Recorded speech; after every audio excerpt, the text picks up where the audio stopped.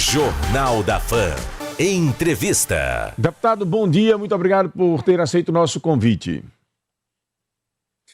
Bom dia, meu amigo Narciso. Bom dia a todos os nossos ouvintes, todos aí do estúdio, meu amigo Antero, Wendel Lessa. É um prazer muito grande estar falando aqui com vocês na Fã FM. Ontem, acompanhando as suas redes sociais, a gente observou um dia de intensa agenda, desde a ida à Superintendência da Polícia Federal até as reuniões no Congresso. Primeiro, gostaria de saber se o deputado Rodrigo teve acesso ao ex-presidente nesta ida à Superintendência e que falasse os detalhes desta reunião de ontem, onde vocês da oposição definiram como prioridade a tramitação do projeto da anistia. Perfeito, Narciso. Nós chegamos aqui em Brasília ainda no domingo. A nossa vontade era que a gente pudesse ter vindo ainda no sábado, no dia da prisão ilegal, ilegítima, a prisão que eu chamo de tortura, de sequestro do presidente Bolsonaro, que é isso que ele vem sofrendo. Não conseguimos voo no sábado, viemos no domingo. Fui na Polícia Federal de maneira solitária, isolada. Estive à frente lá para manifestar minha solidariedade, mostrar que estou com o presidente, continuo com o presidente. Não tive acesso ao presidente hoje. São apenas poucas pessoas, familiares e advogados, que são autorizados a ver o presidente. No dia de ontem, a dona Michele esteve na superintendência. Hoje, Flávio Bolsonaro também estará lá e os filhos foram autorizados agora por apenas 30 minutos. Veja que absurdo, 30 minutos para você poder ver o seu pai. E ontem, o fato mais importante, apesar do dia muito intenso, de muitas reuniões, entrevistas, fala com a imprensa, nós fizemos a reunião dos deputados do PL, eu que já estou de malas prontas para o PL, apenas aguardando a janela partidária para poder fazer a minha filiação ao PL. Estive lá também. Foi uma reunião, Narciso, de mais de 3 horas de duração. Depois fizemos a coletiva de imprensa. E o que nós podemos definir nesse momento, primeiro, é a união de todos os parlamentares de toda a direita em prol do nosso líder, Jair Messias Bolsonaro.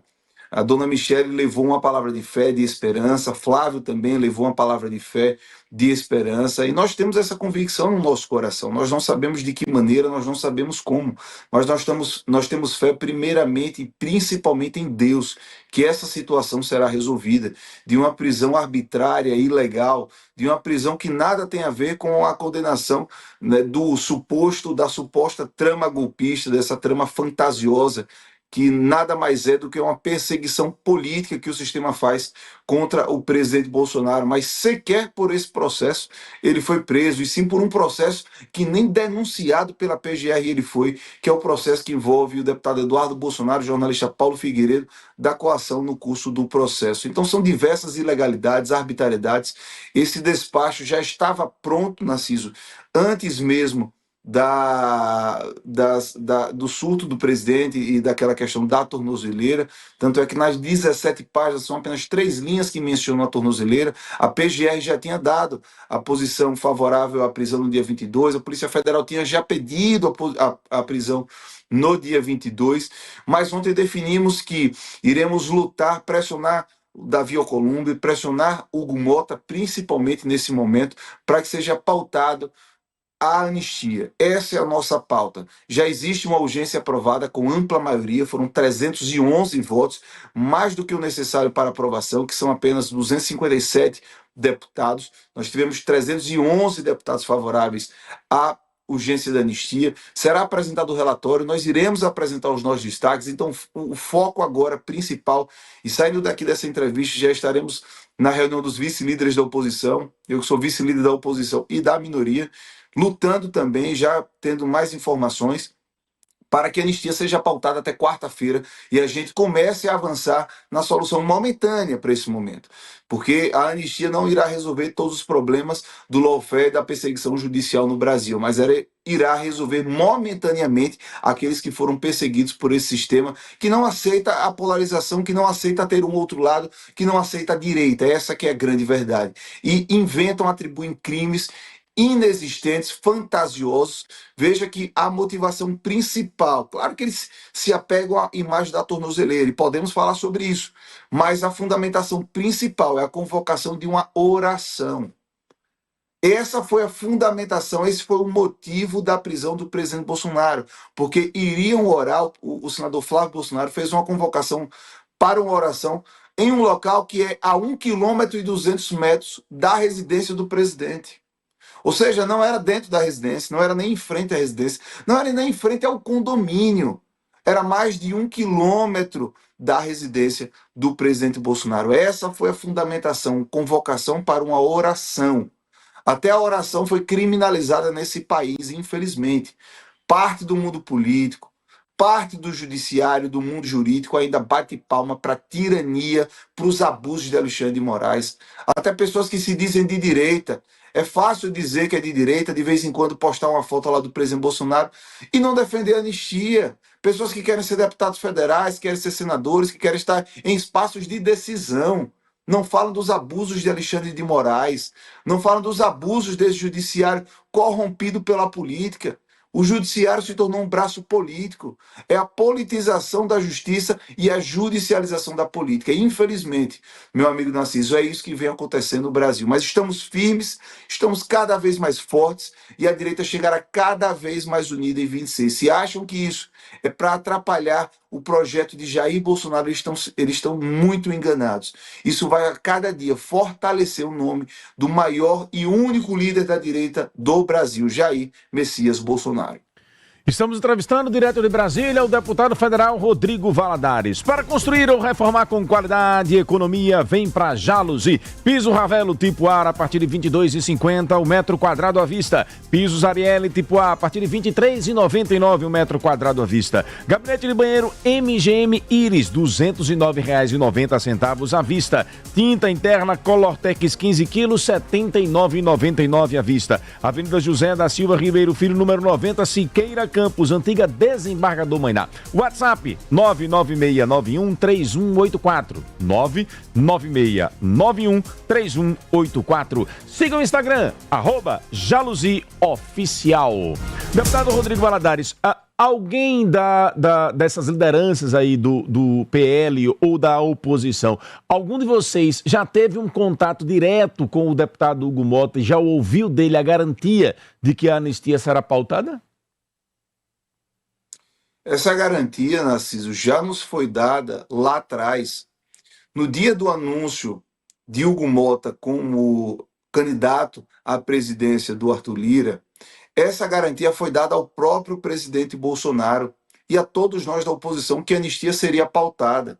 O que nós estamos pedindo a Hugo Mota é que ele simplesmente cumpra com a sua palavra. A gente não está pedindo nada mais. A gente está dizendo, Hugo Mota, a direita votou massivamente em você nas eleições para a presidência da Câmara. Foi prometido que a anistia seria pautada. Não foi nem sequer, Narciso, assumido o compromisso de voto. Apenas o que nós queremos é que paute, porque nós sabemos que, sendo pautada, nós temos os votos para aprovação. E também aí a nossa responsabilidade, enquanto deputados, senadores, de correr atrás dos votos da nossa base e do centro do país. E até de pessoas da esquerda que são sensibilizadas, é uma anistia humanitária. As pessoas estão sendo perseguidas em nosso país. Nós estamos cobrando do presidente Hugo simplesmente que ele cumpra com a sua palavra. Nós estamos há um ano sendo enrolados e essa anistia simplesmente não sai. É um absurdo. Nós tivemos a informação que ontem já começaram as conversas, tanto do líder Sóstenes, que é o líder do PL, quanto do líder Zucco, que é o líder da oposição. Também os presidentes de partido estão procurando o presidente Hugo Mota, dos partidos de direita, né, como União Brasil, o PP, o Republicanos, o PL, até partidos de centro-direita, como o PSD. Kassab é uma pessoa que está empenhada na anistia do presidente Bolsonaro. Se manifestou publicamente, inclusive, em relação a isso. Se manifestou no dia da prisão pela solidariedade. E diversos outros partidos, Narciso, de centro-direita e de direita, que desejam anistia em nosso país. Então, o que nós devemos agora é fazer essa pressão. Ontem eu estive, né, ontem a gente ficou até tarde da noite, foram diversas entrevistas, não sei nem quantas entrevistas nós fizemos ontem, Narciso. Então, nós fizemos até tarde da noite numa live dentro da Rede X, com o deputado Mário Frias, o deputado Nicolas Ferreira, Caporeso, Bruno Engler, Júlia Zanata, o Alan dos Santos, que está nos Estados Unidos, diversos influenciadores nessa mobilização nacional pela anistia para que seja pautada esta semana. Não existe mais justificativa, não existe mais o que falar. A sessão legislativa deste ano acaba logo mais. E nós precisamos dar essa resposta ao povo brasileiro. A anistia é uma pauta do povo e da população brasileira. E é isso que nós iremos lutar, para que até quarta-feira seja pautada a anistia e desde que nós iremos correr atrás dos votos. Deputado, qual é a sua visão com relação à tentativa de violação da tornozeleira? Narciso, ali está muito claro que foi um surto. Foi um surto pela condição de saúde. Eu estive com o presidente Bolsonaro e você veja como é tão oscilante essa questão do soluço. Eu me lembro que a última vez que eu havia falado com o presidente Bolsonaro, antes das cautelares, ele não parava de soluçar. E aí eu estive na casa dele, ele solicitou que eu fizesse a visita enquanto ele estava em prisão domiciliar. Quando eu cheguei lá, nos primeiros 30 minutos, ele estava ótimo, ele não deu um soluço. Depois, Narciso, ele começou com o episódio de soluço e não parou. Então, essas sequelas da facada que ele sofreu em 2018, essa tentativa de assassinato, que muitas vezes as pessoas ignoram, nosso presidente Bolsonaro tentaram matar ele, como mataram lá na Colômbia Uribe, como mataram agora o Charlie Kirk nos Estados Unidos, como tentaram matar o presidente Donald Trump. A esquerda é assassina. E parece que não pode falar sobre isso, é paz e amor. Então ele vem sofrendo as sequelas dessa facada até hoje, tomando remédios pesadíssimos. Um dos remédios que ele toma, a sertralina, não sei o nome direito, eu não sou médico, mas eu tomei esse remédio quando meu pai faleceu. Naquele momento extremo de dor, de choque, naquele momento extremo onde você está com o psicológico abalado, quando meu pai faleceu no acidente com o Eduardo Campos, eu me lembro que o médico receitou esse remédio para mim. E era um remédio que você não fica bem, você tem episódios de oscilação. Não me lembro em detalhes, porque isso tem mais de 10 anos. Então, o presidente Bolsonaro tomava esse medicamento justamente devido às consequências psicológicas da facada e de toda a questão de saúde e diversos outros remédios. Tem a imagem aí, uma caixa enorme que foi levada até a Superintendência da Polícia Federal só de remédio. O presidente Bolsonaro ele é extremamente limitado devido às sequelas da facada. Uma alimentação que tem que ser muito controlada. Diversos alimentos ele não pode consumir. Quando consome, sofre esses episódios e tem que tomar diversos remédios. Então, ali está muito claro, se ele quisesse romper a tornozeleira, o que teria sido atingido teria sido aquele cordão e não o mecanismo em si. 2, dizia que ele ia... Como é que você... o argumento do Alexandre de Moraes é que ele iria romper a tornozeleira para na vigília fugir. Ou seja, você rompe uma tornozeleira que vai dar o alerta, todos sabemos disso, para 24 horas depois você fugir em uma vigília que vai acontecer a 1,5 km quase da sua residência. Não faz o menor sentido. Eu li o despacho inteiro, as 17 páginas, 10 de fundamentação, 7 de decisão, 3 linhas apenas fala da tornozeleira eletrônica. Agora, claro, é uma imagem forte. É uma imagem forte. Agora, eu compreendo uma pessoa que está em forte estresse, com forte... utilizando medicamentos, ter esse tipo de descompasso. E olha, o presidente Bolsonaro teve todas as oportunidades, se quisesse, para fugir do país. O presidente nunca quis fugir do país. O presidente sempre quis ficar, e não foi por falta de estímulo de aliados. Todos os aliados praticamente diziam: presidente, esse julgamento é injusto, esse julgamento é perseguição. Vá para a Argentina, vá para os Estados Unidos, vá para o Uruguai, para algum país aqui próximo, Paraguai. Hoje a América Latina está quase toda virando, graças a Deus, de volta à direita, seja Bolívia, Paraguai, Argentina, o Chile, agora o Castro, que eu conheço, né, já desses movimentos de direita, deve ganhar também. Então a gente está vendo que qualquer país ele poderia ter asilo político. É uma perseguição política, são crimes que nem existem fora do país. Então, mas o presidente nunca quis fugir. Agora, o que Alexandre de Moraes quer é humilhar o presidente Bolsonaro. O que Alexandre de Moraes quer é essa imagem. O que Alexandre de Moraes quer é mostrar que venceu. Mas ele pode ter vencido momentaneamente. Mas nós iremos vencer no final tudo isso. Eu não tenho dúvida nenhuma disso. Eu não tenho dúvida nenhuma que Deus irá levantar a mão e nós iremos vencer essa batalha. Nós iremos vencer essa guerra. Atenção, Sergipe, está chegando a Feira Emprega Transporte, o evento certo para quem busca oportunidades no mercado de trabalho. Anota aí, dia 27 de novembro, das 9 às 5 da tarde, no Sesc Senat Aracaju. Serão diversas vagas de emprego, palestras e network para acelerar sua carreira. Não perca essa chance de conquistar seu espaço. Feira Emprega Transporte, conectando talentos às oportunidades que movem o Brasil. Sesc Senat, com teletrabalho, transporte e todos os brasileiros. Olha, a agenda do deputado Rodrigo Valadares está bem apertada na manhã desta terça-feira. Em virtude disso, nós não vamos conseguir colocar, como sempre fazemos, a participação de ouvintes a partir de áudio. Eu vou abrir para a Magna Santana trazer a pergunta dela. Magna, vamos lá, 7h34, rapidamente. Ok, obrigada, Narciso. Bom dia, deputado. Eu gostaria de ouvi-lo a respeito da possibilidade, diante de toda essa luta de vocês, mas a possibilidade mesmo da permanência lá na Polícia Federal, tipo um plano B dos advogados, já estão nesse sentido, para que ele não seja encaminhado para um presídio. E como aconteceu com o ex-presidente na época, né? Na época, então, o presidente Lula, na época, que permaneceu na PF, vocês também trabalham com esse plano B? À vontade, Magda, na Rodrigo. verdade, todos os esforços do jurídico do presidente Bolsonaro, eu falo muito com o doutor João Henrique, é um querido amigo, é um dos advogados do presidente Bolsonaro, é o que está mais nos bastidores. E o nosso plano B não é que ele permaneça na Superintendência da Polícia Federal. Nosso plano B, até pelas suas questões de saúde, lembrando que Bolsonaro, apesar de ser uma pessoa forte, como até brinca Luizão, um velho duro, Bolsonaro já tem mais de 70 anos, é uma pessoa que já passou por inúmeras cirurgias, tem uma questão de saúde extremamente agravada.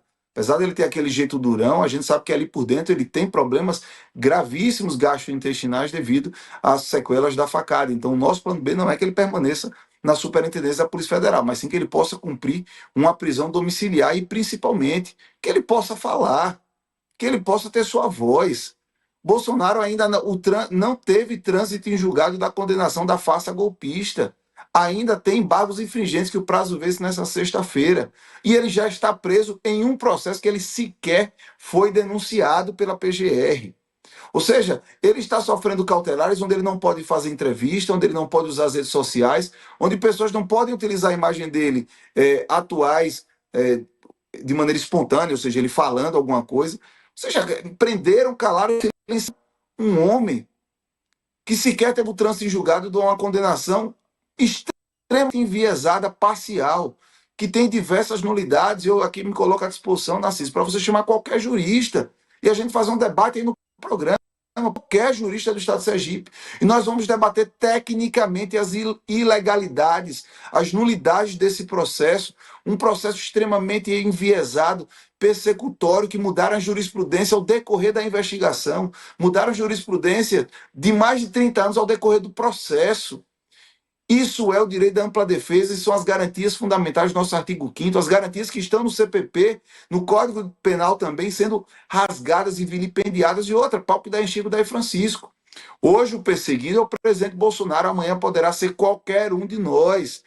Nessa decisão de Alexandre de Moraes, oração foi caracterizada, configurada, equiparada a ato criminoso, a ato de subversão, a ato de terrorismo. É isso que está na decisão do ministro Alexandre de Moraes. Veja que precedente perigosíssimo. Um alerta aos pastores, aos padres, aos líderes religiosos das inúmeras denominações que nós temos em nosso país, cristãs e não cristãs. Vejam que o nosso direito de livre reunião já tem uma decisão do ministro da Suprema Corte imputando o nosso livre direito de reunião e de expressar nossa fé como um ato criminoso. Olha que parâmetro nefasto já está sendo aberto.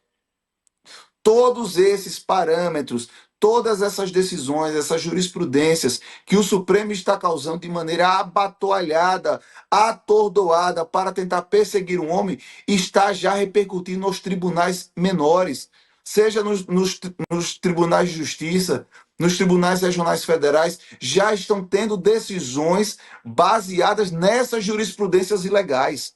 O Brasil vive um estado de lawfare, de guerra jurídica. É isso que vem passando no Brasil. E para mudar isso, só muda na política.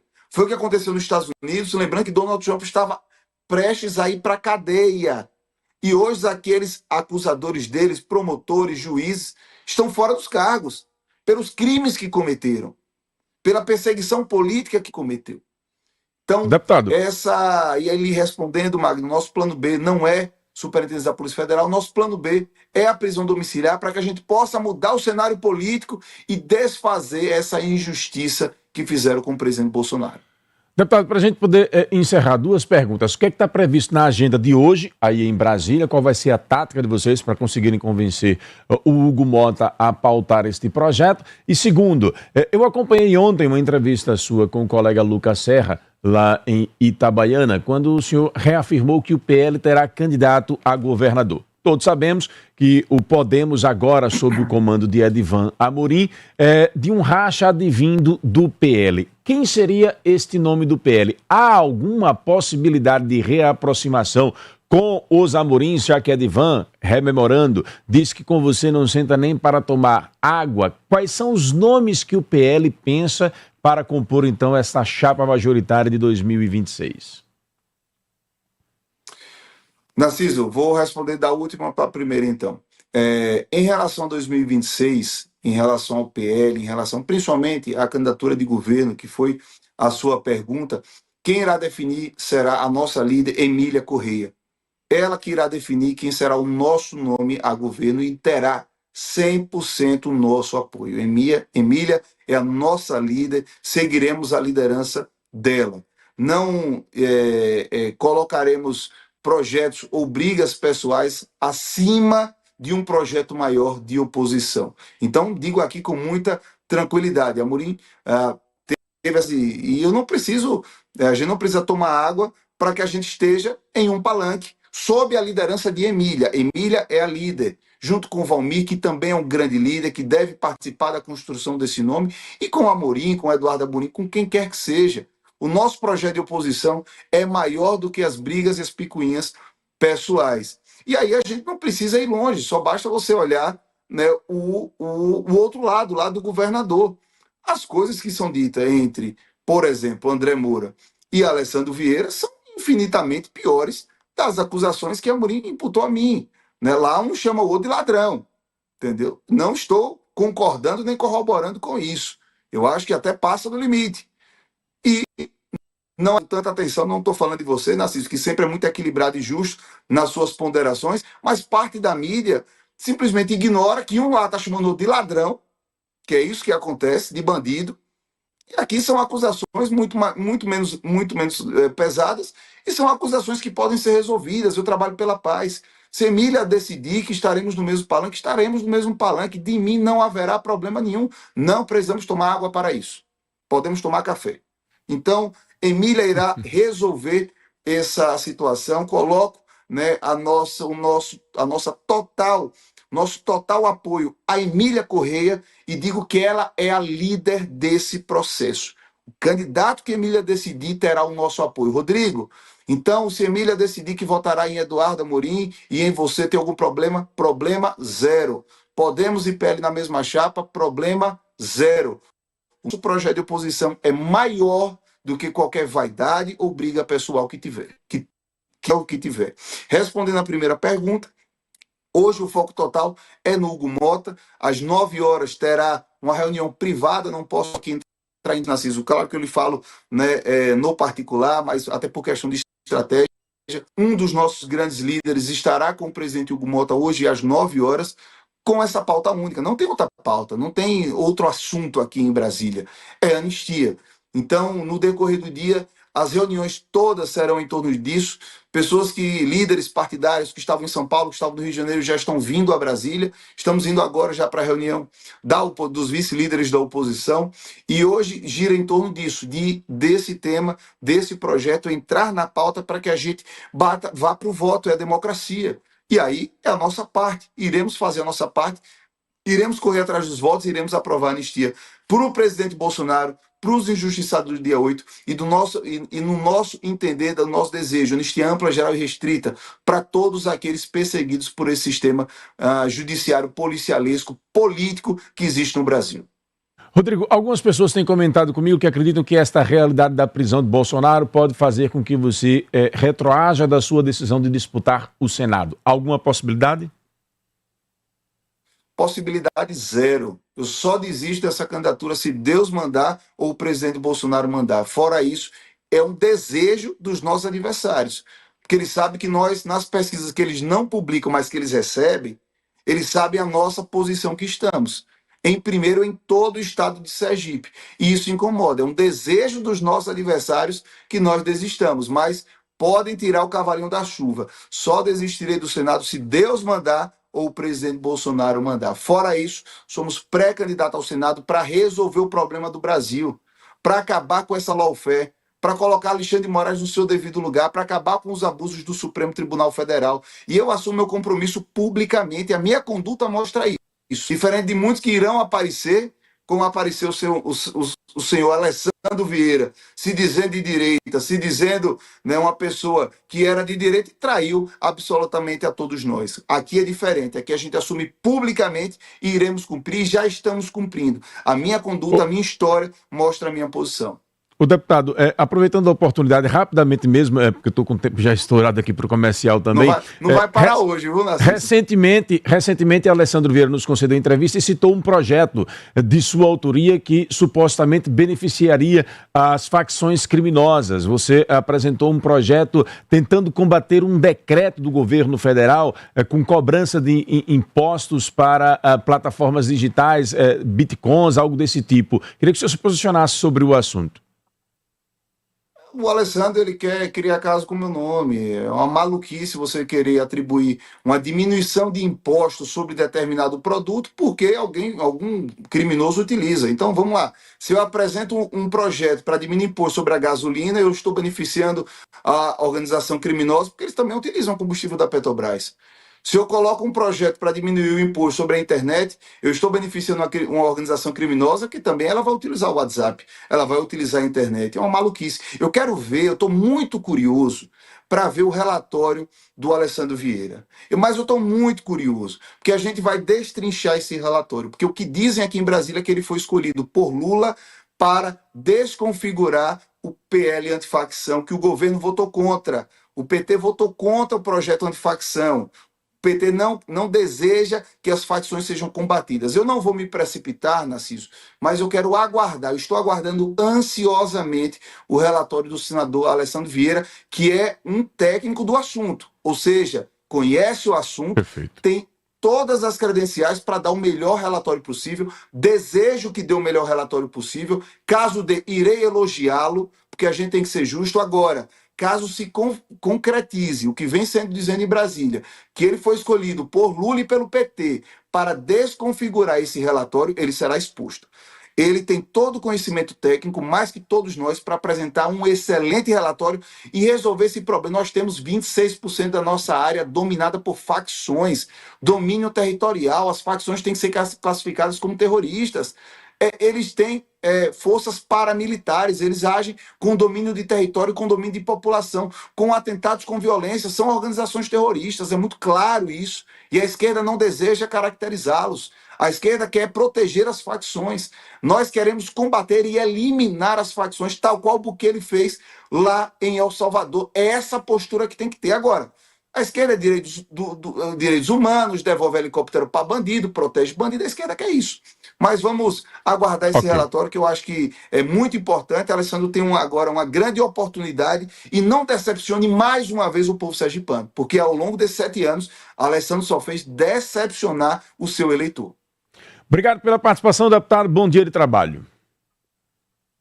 Muito obrigado. Deus abençoe, Narciso. Forte abraço a todos aí do estúdio. Obrigado ao deputado Rodrigo Valadares, falando conosco ao vivo, direto de Brasília.